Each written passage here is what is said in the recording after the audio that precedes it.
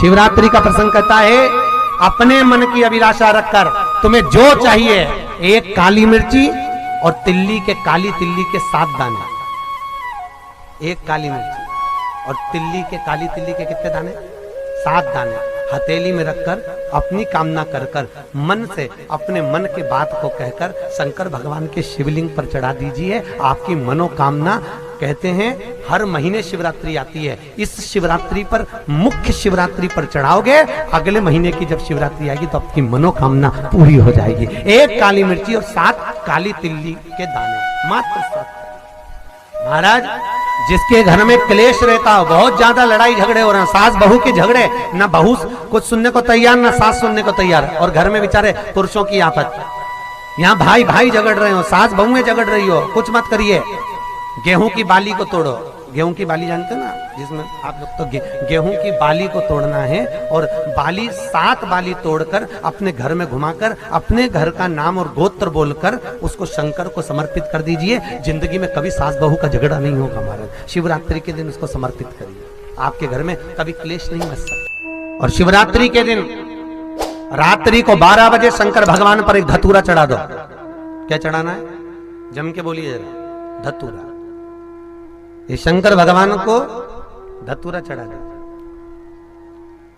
12 बजे रात्रि को शिव जी पे धतूरा चढ़ाओ, आधे घंटे तक धतूरा चढ़े रहने दो, और आप श्री शिवाय नमस्तुभ्यम का जाप करो। जिस शंकर जी पे धतूरा चढ़ाए उस मंदिर के बाहर बैठकर कौन सा मंत्र जपना है? श्री शिवाय नमस्तुभ्यम। फिर से बोलो, श्री शिवाय नमस्तुभ्यम।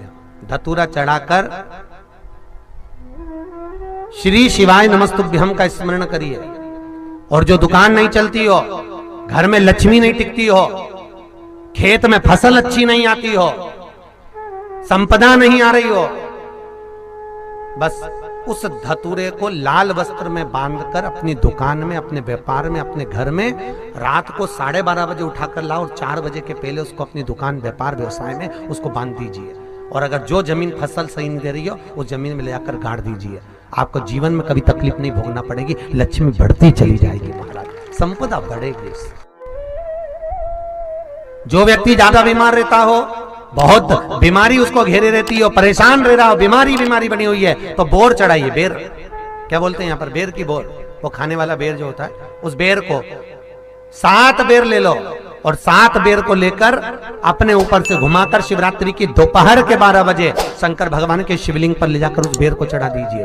आपका रोग, आपकी बीमारी मात्र 3 महीने के अंदर समाप्त हो जाए। शिवरात्रि के दिन बेर चढ़ाने का बड़ा महत्व है।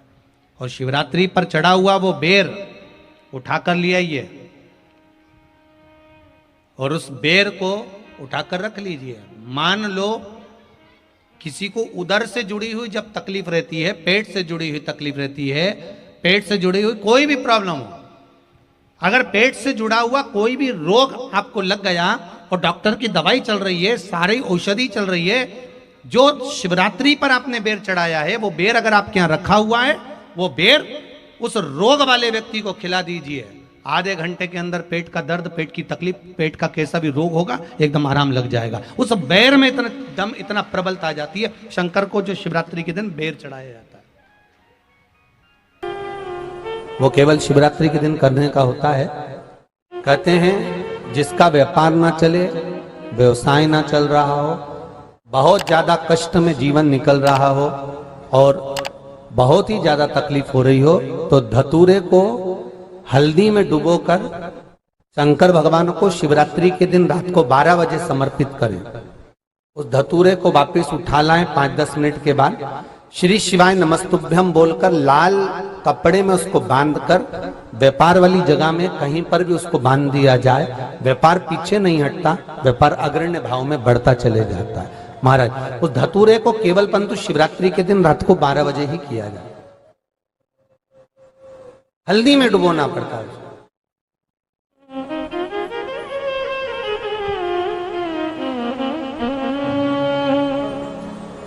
यही प्रमाण एक क्रम में और है महाराज जी। लिंग पुराण कहती है, मान लो किसी व्यक्ति को कोई एक भारी बीमारी हो गई, बड़ा रोग हो गया, और वो रोग डॉक्टर कह रहा है कि ये ठीक नहीं होना है, बहुत तकलीफ उसमें है और कष्ट ही कष्ट है, वो ठीक नहीं हो रहा, दवाइयां लग रही, गोलियां खा रहे हैं, तो महाराज उसका भी वर्णन है। 7 धतूरे, कितने धतूरे लेना है? 7 धतूरे। कोई सी भी शिवरात्रि से मतलब महीने में एक बार शिवरात्रि आती है, प्रत्येक महीने आती है। किसी भी शिवरात्रि के दिन 7 धतूरे लेकर, एक धतूरे में मौली, लच्छा, नाड़ा लपेटकर, चंद्रमौली भगवान का स्मरण कर उस मौली को लपेटकर, 6 धतूरे में हल्दी लगाकर शंकर भगवान की जो जलाधारी है, जलाधारी में आपको पहले भी वर्णन किया है, शंकर भगवान का ये शिवलिंग है, ये जलाधारी है, ये भगवान का जल निकलने का स्रोत, चरणारविंद का भाव। शिवलिंग जहां रखा हुआ है, ये पार्वती जी का हस्त कमल है, जो ये गोल भाग है, ये पार्वती का हस्त कमल है, जहां शिवलिंग रखा है। जहां से जल नीचे गिरता है, उसके सीधे भाग में श्री गणेश जी महाराज का स्थान है, उसके उल्टे भाग में श्री कार्तिकेय जी का स्थान है। जलाधारी के सामने एक मोटी सी लाइन होती है, कहीं सांप बना होता है, कहीं स्थान बना होता है। जो मोटी सी लाइन है, ये शंकर भगवान की सबसे छोटी लड़की अशोक सुंदरी का स्थान है। जलाधारी के ऊपर जो 3 टेकी लगी है, ये भृगु ऋषि का, भृंगी गण का स्थान है। इसके ऊपर जो कलश है, कलश में जो पानी भरा जाता है, वो पानी जो बूंद बूंद नीचे गिरता है, ये शंकर भगवान की 5 लड़कियों का स्थान है। जया, विषहरा, सामरीबारी, धोतली और देव, ये 5 लड़कियों का स्थान है। शंकर भगवान का संपूर्ण परिवार शिवलिंग के सामने से, जहां से जल चालू होता है गिरने के लिए, नीचे की ओर जब जल जाता है, उस स्थान पर भगवान शंकर के सारे गणों का स्थान है। फिर जब जल बहकर सामने की ओर जाता है, जितनी दूर तक जल जाता है, उतनी दूर तक भगवान शंकर के उस जल भाग को ग्रहण करने के लिए 33 कोटि देवताओं का स्थान है। इसलिए उस जल को हम लांघते नहीं है, क्योंकि वहां 33 कोटि देवता विराजमान रहते हैं महाराज।